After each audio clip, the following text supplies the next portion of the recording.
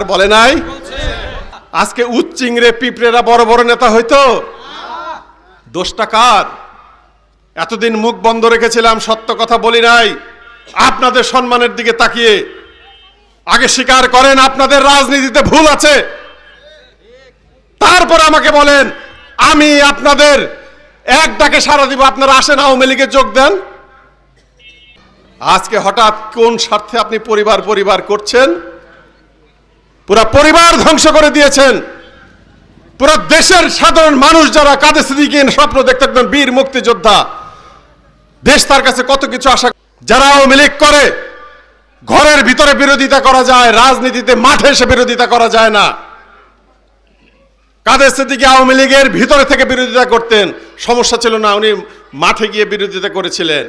সেই জন্য সোহেলের কোনো কাজের নিন্দা আমি করি না, কারণ তাকে নিন্দা করা মানে শেখ হাসিনাকে নিন্দা করা, তাকে নিন্দা করা মানে নেত্রীকে নিন্দা করা, তার ভুল